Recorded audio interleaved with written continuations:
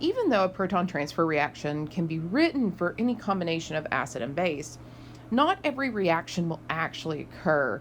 And what I mean by that is not every proton transfer reaction will favor the products. To better understand why proton transfer reactions favor products and others don't, I want us to look at this generic proton transfer reaction here.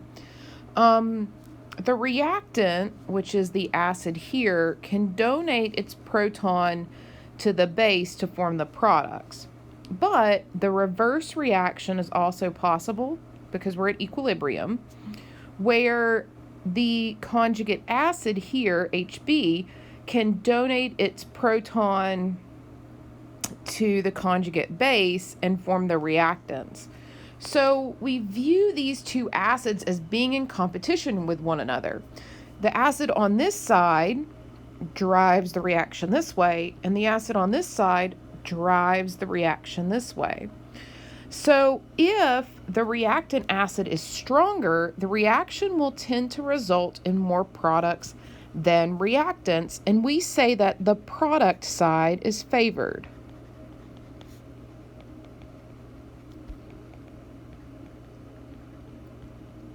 If the product acid, that Hb, is stronger, then the reaction will tend to result in more reactants than products, and we say the reactants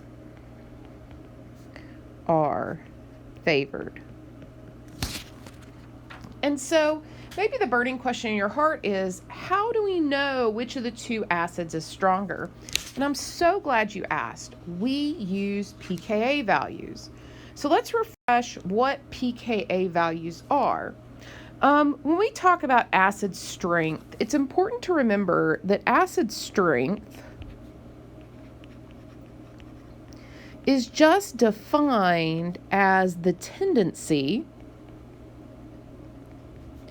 of an acid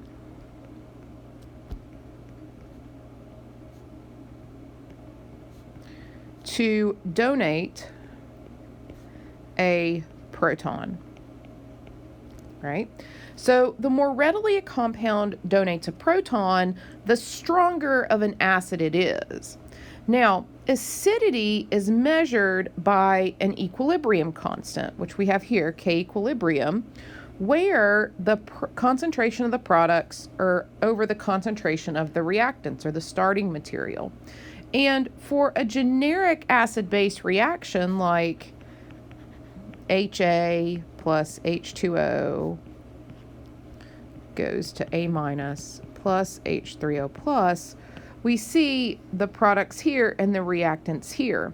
But it's important to remember that water here, that's the solvent, and it's essentially constant. So the equation can be rearranged and we can have our Ka equation where we omit water.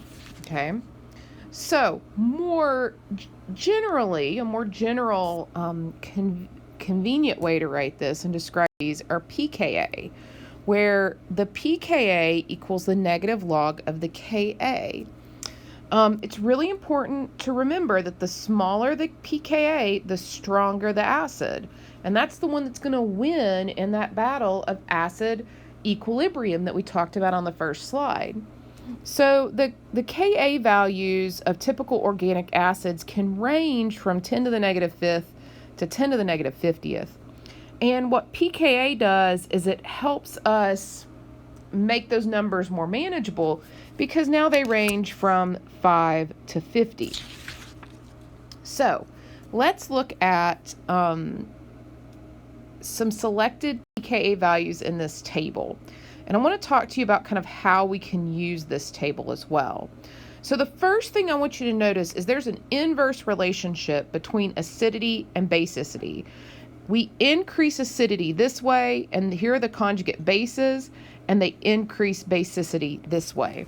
Another way to say this is that the stronger the acid, the weaker the conjugate base, right? Or vice versa, the stronger the base,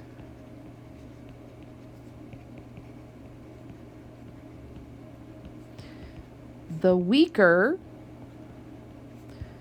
the conjugate acid. Okay. Now, here's how we can use this table. You may not find the exact compound on this table that you need, but you can use this table to estimate pKa values of other compounds. So, for example, let's say we need to figure out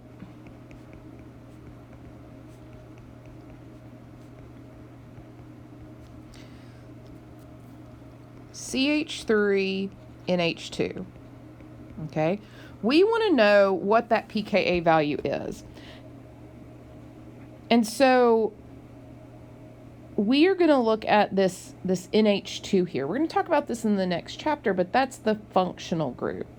And so we want to look and say, all right, that NH2, that's going to be the part where we can have an acidic proton, right? And so if we look up at this table, we are going to look for a nitrogen-hydrogen bond, something that's similar. And we find NH3 right here, which has a pKa of 38. So we can use that NH3 value to estimate the pKa. And so we would say it's about 38. And that's not a bad estimate. The actual pKa is 40, but that's how you can use that table. So let's do an example where we are going to predict the outcome of an acid-base reaction. So let's say we have a reaction. Let's look at this reaction where we have acetylene, which is this molecule reacting with NH2 minus, okay? And so we want to figure out what direction's the equilibrium, right, in this proton transfer reaction. So when we look at this, the first step you need to do to solve this problem is you need to identify the acid and the base, okay? And so when we look at this to identify this, we think back to some of those kind of helpful hints about identifying these. We can assume that NH2 here is the base because it carries a negative charge. So NH2 here is the base because it has a negative charge. Now, that's not always going to be the case, but remember, we are doing comparisons here, okay? So it makes sense if this is uncharged and this has a negative charge that it's going to be the base. There's electron density here. These electrons are going to come out and grab one of these protons, okay? So the next step, and I'm going to do this in a different color, right, is to draw the mechanism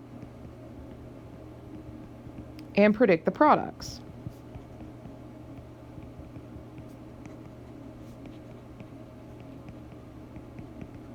So when we do this, I want to make sure we can really see that bond. These electrons come and they steal that proton. And when they do that, now we have NH3 with no charge. Because remember, the proton takes not only a hydrogen, but the +1 charge with it.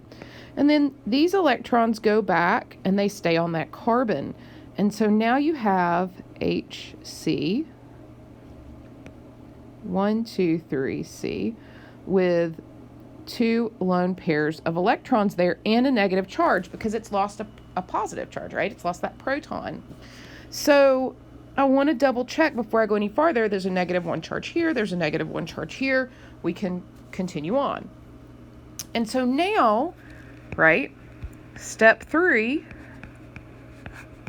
we need to compare the pKa values of the acids on each side.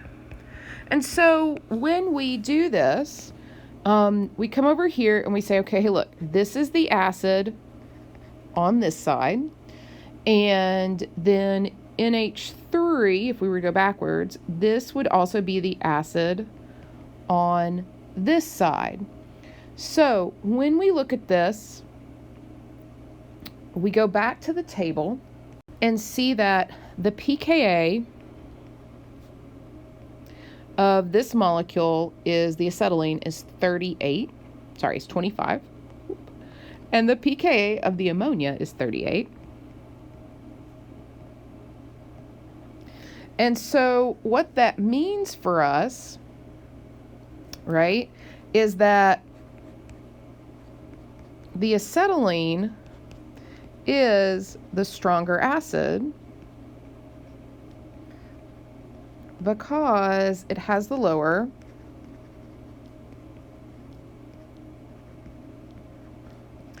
pKa. So equilibrium lies toward the products, or another way to say this is that the products are favored. All right, so hopefully at the end of the screencast, you know how pKa can be used to predict whether there are more products or reactants present in a generic acid-base reaction. If you have any questions, please feel free to stop by my office.